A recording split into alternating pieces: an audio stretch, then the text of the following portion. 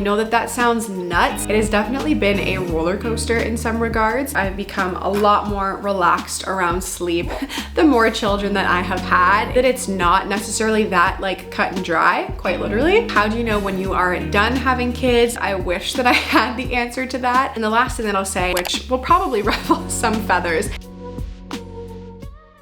Hello you guys, welcome back to my YouTube channel, and if you are new here, welcome. My name is Beth, and today I'm going to be doing a little catch-up Q&A. After I had baby number 3, I took a break from posting on YouTube and then kind of just came back with posting a lot of the stuff that had happened over the course of that break. So it just weirdly feels like it's been a long time since I've like actually connected with you guys, and I thought what better way to do that than to sit down and actually answer a bunch of the questions that you guys want me to answer. So over on my Instagram, I put up a little question box and you guys sent over a bunch of good ones, and we are going to dive into all of them today. We will see how many questions she lets me get through today. I feel like I have already had so many visualizations of me just dumping this all over her, but if you want, grab your cup of coffee, grab your matcha. I am now entering into my matcha era. My husband is obsessed with it. It's like his go-to drink because he's not a coffee drinker. So Jared has been getting me into iced matcha and like iced matcha lattes this summer, and we are both super excited because we've been drinking the Sun Goddess matcha from Peak, and they are also working with me on today's video. There's also just so many health benefits to drinking matcha, and with Peak's Sun Goddess matcha, there's also a slow release caffeine, so you still get that energy boost but without the like anxiety or jitteriness that sometimes coffee can give, and it does also contain catechins that support with lipid metabolism. It can also help with your complexion because it contains something called EGCG, which firms and brightens your skin,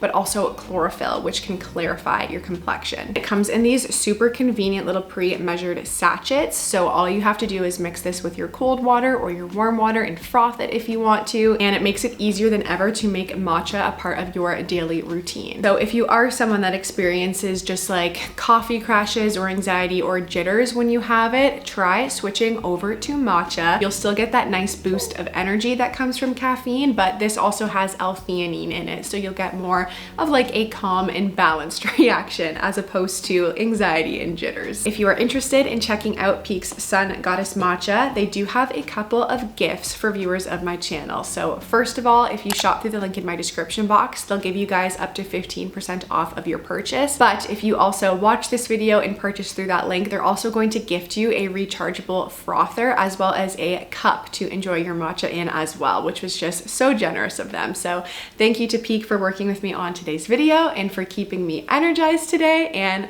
without further ado, let's dive on into the questions. So first question is, how are you doing with 3 under 3? What are the hardest parts and what is easier than expected? First of all, I got so many questions that were basically just like, how are you? I thought that was so sweet. So thank you for asking. I feel like it honestly depends on the day that you ask me and the time of day that you ask me, because it has definitely been a roller coaster in some regards. I would say that generally on the whole, I'm doing very well, all things considered, because life is just very crazy right now. It's a lot of sleepless nights and a lot of like 24/7 just being on with young kids. And I think that that is the hardest part, is just the like 24/7 nature of things right now. With our oldest kids being 1 and 2, although she is coming up on 3 pretty soon, we very much had established like routines and rhythms with them on a daily and weekly basis.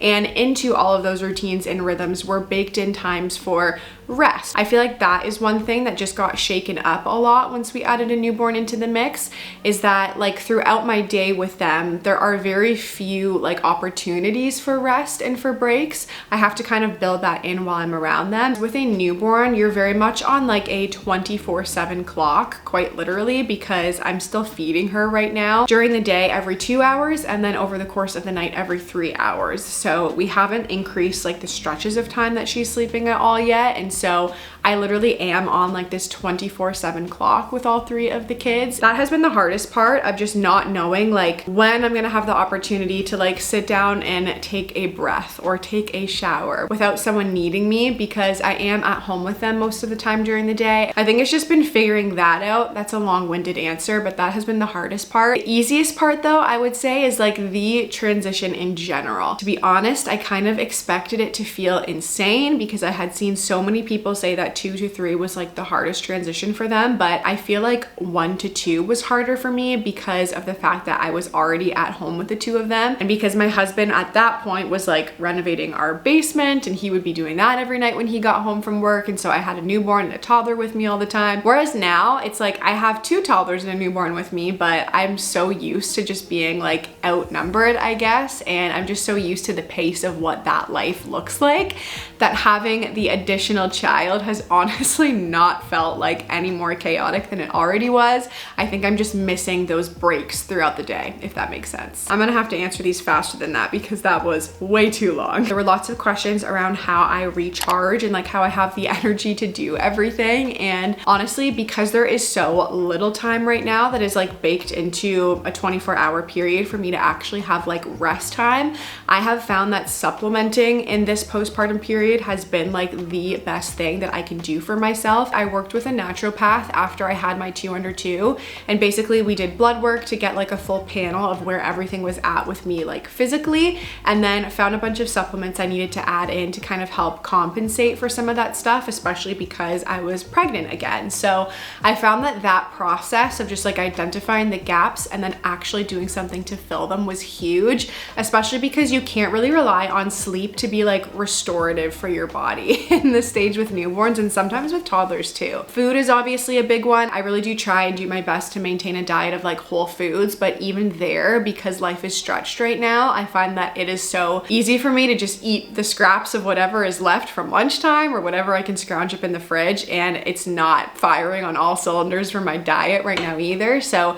supplementing has been like the #1 thing that I think I have done for myself to just try and help bridge that gap, and I highly recommend just finding the supplements that help and like really work for your body. For me right now, I am on a postnatal vitamin, I'm taking omegas, I'm taking vitamin D, I'm still taking my colostrum, I'm drinking things that help with gut health and trying to switch out coffee for matcha. So things like that that help to just support the full body picture. It's obviously ideal to get all of that stuff from like food and sleep and exercise, but sometimes your body needs a little bit of help. And right now I am in a season where my body needs that, and supplementing has really made a big difference in my energy levels. Anything that you are doing differently with #3 than you did with #1 and 2? The biggest thing that is different this time around is just like the complete lack of like anxiety around the way that I am parenting and taking care of my baby. I just feel like I have so much perspective from the first 2 trips around the first year of life that I just feel so confident in kind of the way that we choose to do things and the way that we take care of our kids, and I don't have that like second guessing, if you guys know what I mean, that would often happen beforehand where I was like, am I doing the right thing? There is just a lot less mom guilt this time around, and that has been like a huge just load off in terms of my own like mental state and mental capacity. I'm also holding her a lot more than I held my firstborn, and that is one of the regrets that I have from that first year, like with my first baby. I was so caught up in like not spoiling my baby and wanting to teach her good like sleep habits and things like that, that I was paranoid about holding her, which is honestly so backwards and just so opposite from like what the natural maternal instinct wants to do, but it's what gets pushed to moms. And so often I think that people actually just want to do best by their babies and feel like they're doing the right thing and then not hold them as a result of that. And so I corrected that a lot with my second baby. Luckily, he was a baby that also really wanted to be held, so naturally that happened. And same kind of thing with her. She is in my arms or in the carrier like 95% of the time now, I would say. We've kind of dropped from 99 to 95. But what I do know and feel good about is that I'll never be able to like look forward in the future and say, I wish I would have held this baby more. I feel like I'm really doing my best to hold her as much as I can. Speaking of the baby carrier, I did have some people ask about that because some of you guys were interested in like a more full review after I had used it a lot more, and I love it. I think it's amazing. It's a little bit tricky when they're so tiny in the newborn stage because the band is kind of wide around the bottom, so I found that it was harder to get like that M shape with her legs and have them come out the sides. But now that she's just about 6 weeks, I find that she's fitting in there very nicely. It is so easy to put it on, and I honestly feel like it is the one thing that has saved me in the 3 under 3 transition, because if I was holding her in my arms or in a carrier that wasn't super supportive in trying to take care of the toddlers all day, it honestly would just not work. So if you are a mom that's going to have 2 under 2 or 3 under 3 or just a close age gap in general, I feel like having a structured carrier is a must. And the one that I got, I think the brand is actually pronounced Maybe. I was saying May before, but I'm pretty sure it's Maybe. It's awesome. I will put a link for it in the description box. I did actually have a lot of questions around potty training and tips and all of that stuff, and like whether or not we did potty train. And yes, our oldest is potty trained. I haven't really shared much about that on here, just out of like respect for privacy in that sense, because I feel like that's one of the things that has always just felt weird to me to have like a trail of on the internet. I don't know that I have like tips around it. I'm the same as you guys. I looked at all of the stuff that was online when it came to 3-day potty training method and all of this stuff, and I would say that it's not necessarily that like cut and dry, quite literally. I think you just need to pay close attention to the readiness level of where your toddler is at, and then maybe even tack a little bit more time onto that. I think if anything, the longer you wait, the more success you'll probably have, but it's not always a linear thing. You may have regressions, and that doesn't mean you've done anything wrong. This is literally just a human that is learning a new life skill, and so you need to give them some grace in the process, but I'm no expert in it. Can't say I loved the experience, and not looking forward to doing it again. I got a lot of questions around baby and toddler sleep, so whether or not we sleep train, managing naps and night wakings and all of that stuff. So I've shared a little bit about it on here, but with our first, again, because I was such kind of like a stickler with schedules and following a lot of the like parenting advice that as a first-time mom I had read about online or in books, I was a lot more like on top of making sure that she was set up for success when it came to like sleep schedules and all of that. So I never have done like extinction method or cry it out for long periods of time. Our first was always a pretty good sleeper. I would say that by like 4 or 5 weeks she was already sleeping like 5 or 6 hour stretches, which this one is not doing. But with her, I think around like the 5 or 6 month mark, we started to introduce more of the like taking care of babies, hybrid Ferber method approaches when it came to sleep and sleep training. I guess all of that stuff did work for us, but I just felt like it didn't sit right with me with our second. I wanted to be a lot more responsive. So I just felt like I wanted him to figure it out on his own timeline and know that we were there for him in that process. And I'm gonna do the same kind of thing this time around. I just plan on continuing to be very responsive, and I think there are still a lot of great elements of the taking care of baby strategies that I use with this baby as well. For the most part, I've become a lot more relaxed around sleep the more children that I have had, and luckily our 2 toddlers are sleeping through the night consistently, so it's just the one baby waking up at night, which makes things a lot easier too. I had a few questions around my mental health and how it's been impacted since becoming a mother, and also just like how I cope throughout all of the craziness with 3 young kids right now. And to be honest, I feel like the simple answer to that is just my relationship with Jesus. I rely on that so heavily, and it's funny, I feel like I have just on paper way less time to be able to actually like sit down and be praying and reading my Bible, but in that it's become a lot more of like an active thing where I'll be in a moment of feeling like so overwhelmed or needing to approach a situation where discipline is required, and just like completely leaning on the Holy Spirit in that and like praying throughout the day, not necessarily verbally, although sometimes verbally, but just this like ongoing conversation with God. And I was saying to my husband, I feel like I'm putting in like quote unquote less time than ever when it comes to just like sitting and being in the Word and studying, but I'm having to work out my faith a lot more and having to just recognize my humanity and the lack that I have as a human being so much more. And that has just given me a whole new opportunity to rely on Jesus and see him outworking in my life, and the fruit of that has been really cool. I feel like that verse in 2 Corinthians 12 where it talks about God's power being made perfect in our weakness has just been so evident in my life. I just really don't have anything to point to other than the Holy Spirit, and so I know that his grace is on me, which is what is allowing me to be able to operate at the level that I need to operate right now. That being said, that doesn't mean that I do not have moments of like complete overwhelm where I need to call my husband and have him come home from a meeting, or call a friend and ask if they can come and hold my baby while I shower. I've definitely definitely been in those places too. I think for me, it's actually pretty easy to tell where I am at in my rope with things. And I do actually have a very long rope as a person. I think it's just like the way that I was raised and the way that my parents are. I'm just like very chill as a person, which allows me to withstand a lot of just like crazy before I like actually get to a point where I'm gonna snap. But I can definitely tell where I'm at on that rope pretty easily, with like the one hand of things being in a moment maybe of discipline, feeling like I'm having a hard time regulating my emotions, and that being like the chill end.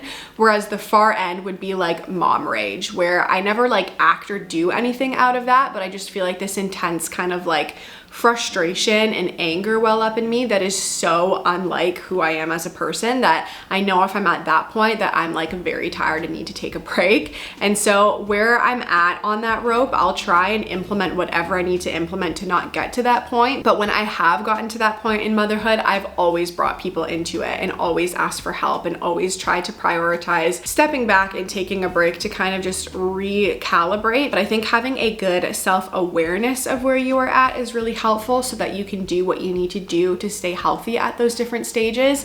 And then on the whole, again, it is my relationship with God that I feel like is what gives me what I need to keep going every day as a mom. Do the big kids ever get jealous when you're with the baby? Honestly, I thought that this was going to be a lot more of a problem than it has ended up being. Obviously, there have been moments where our kids have been feeling that like stretch in terms of the attention that we're able to offer to them like over the course of the last 6 weeks. But for the most part, I would say that I have seen almost no jealousy. I think there is a lot of things that contribute to that. We kind of are go with the flow personalities, and I feel like our kids have adopted a lot of that like go with the flow personality as well. And then my oldest also just has a personality where she's very interested in babies and absolutely loves them, and has always and will always, every time we're in any space that there's a baby, even if it's not this one, be like a magnet to that baby. She just loves them and has like a deep heart for Rosie specifically. And then honestly, I think the number one thing that has made it easy is the fact that this is our third kid under 3 years old. I know that that sounds nuts. My theory is that our kids are just so pliable right now with the fact that they are 2 years old and 1 year old, that anything that happens in their life is still so just new and fresh to them. Neither one of them was so set in their ways or their routines or our daily rhythms that they felt too significant of a change when she arrived. If anything, it's like, oh, there's another baby here. We're just gonna kind of add her into the mix and see how it goes. So they have been so great in the transition and have loved her. Because they're only 15 months apart, those two really do behave like twins. They have very much kind of like buddied up and will go and play in our house for a lot of the day. And so I've actually found that there have been more moments of just me being alone with the newborn than I expected, because of the fact that it's so many kids so close together, and those two already have such a great relationship. Someone asked, how do you know when you are done having kids? And lots of questions around whether this is our last baby. I wish that I had the answer to that. I like so desperately hope that I have a feeling of just like closure and completeness at some point with our family. That's like one of my biggest fears, is that I'll never feel that way and just like have such a hard time closing this chapter of our lives. I will say though that this is the first time since having a newborn that I have felt very content with the number that we have and like where we are at, and haven't just been like thinking and talking about the next baby already, because we've always wanted at least 3 kids. Like that has always been like a minimum number of conversation that has come up for my husband and I, and we also knew that we wanted those kids close together. So it was always on the radar, and it was always something that, although we never had like the timeline exactly mapped out of, we knew that we were kind of like going for the goal of having 3 kids very close together. The 4th is something that we have always talked about, but I would say have not ever been like 100% sure on. I think we kind of just wanted to get to the 3 kids mark and then evaluate from there. And now that we're here, it's weird because I feel like I have both this feeling of not being quite done yet and just like heartbreak over the thought of this baby being my last baby.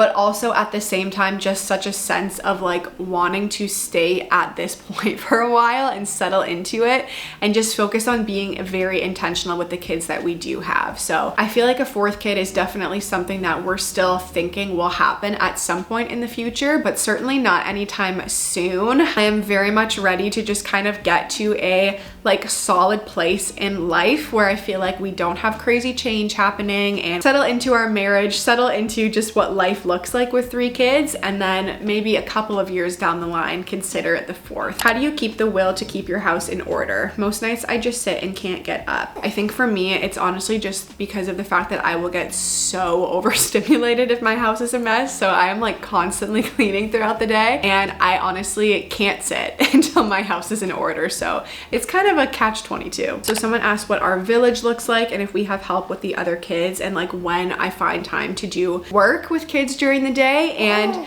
this has always been one that's been a little bit complicated for us because Jared and I don't have family that's local to us, and by family I mean like grandparents that are able to jump in and help to support. We do have one of Jared's sisters here locally, which is amazing if we ever need to call on her for like babysitting, to go out on a date night and things like that. But for the most part, because there is not a lot of family available, we have had to really rely on church family to kind of fill in the gaps. People in our church have jumped in to help with our kids when we've needed it. We've had diapers gifted to us. We've had meal trains set up while postpartum without all of our babies. So we are just like such firm believers in church as family and really leaning into that, especially in this season of life. Right now, over a course of the week, I have 9 hours of help that we actually pay for, and sometimes that is just in our home babysitting our kids, not like nannying where there's also house cleaning and all of this other stuff taken care of. It's literally just like time with our kids while I work and have the newborn with me. And then for some of that time, our kids are actually out of the house as well, to give me opportunity to sit down and film things like this, or to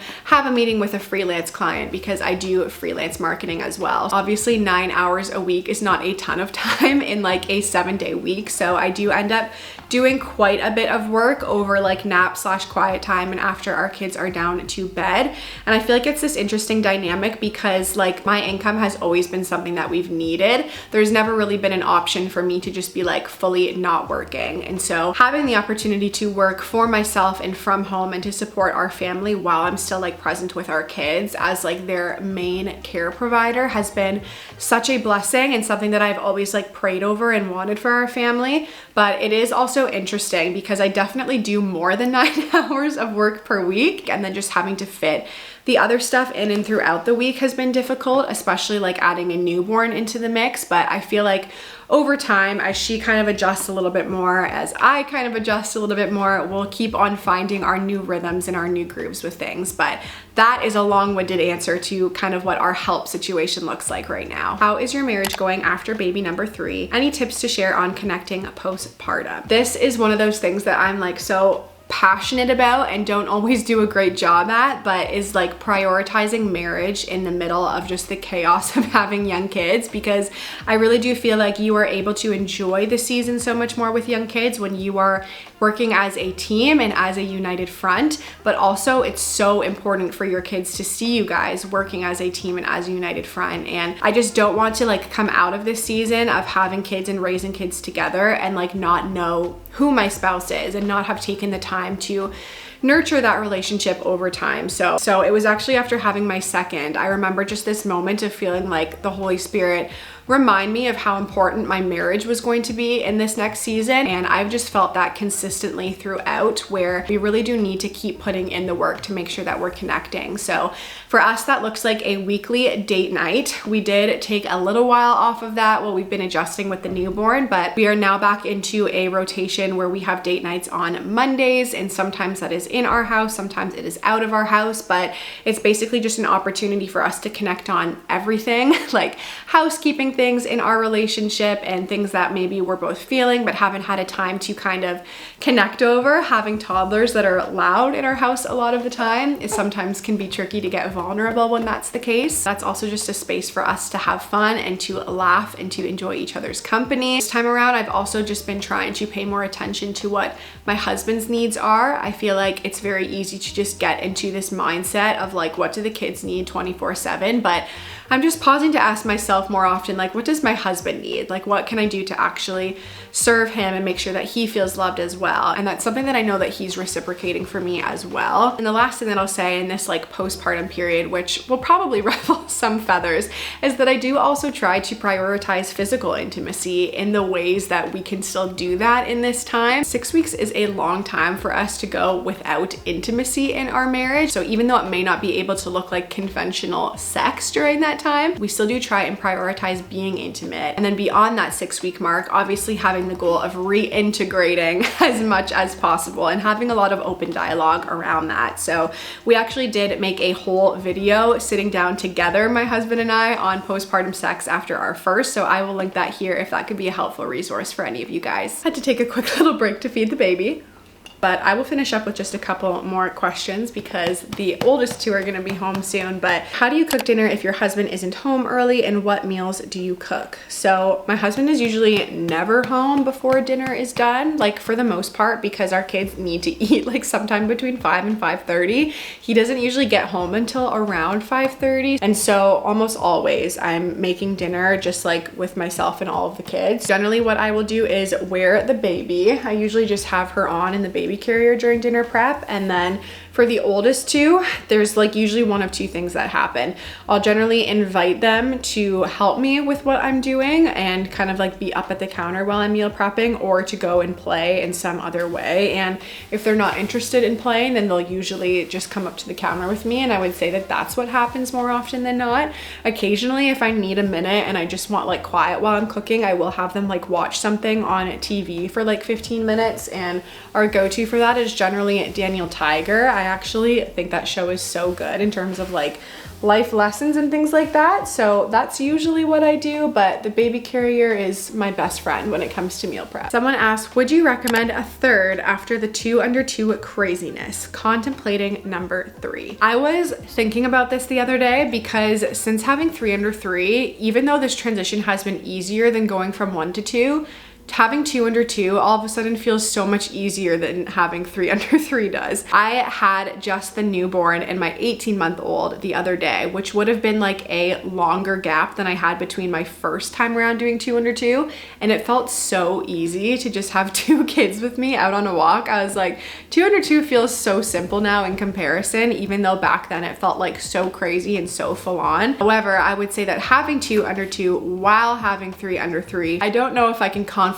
recommend that anyone else like actually tries for 3 under 3. If you were going to plan for that or try for that, I would just say to have like a ton of support in your life. The right finances in place, the right mental support, emotional support, physical health in the right spot, all of these different things. I feel like it's very much been the grace of God that we've experienced over our season, knowing that this was the plan that he had for us. So he's come through and he's provided and he's met us in all of our needs in our circumstance. But I do feel like it is certainly a stretch, and I don't know if I could like, again, confidently recommend that anyone try for age gaps this close together. 2 under 2 I think is great, and I think it's awesome for your kids to be able to grow up having that like close age gap. I've definitely experienced more pro in that sense than I have con, but for 3 under 3, I would say that you should maybe try and give yourself a little bit more breathing room. Well, hello there. I am popping in from the editing stage because I realized in the process of editing this that apparently I just never ended this video. I don't know what happened, if like the baby started crying and I just thought I hit record and I didn't, or if I literally just got up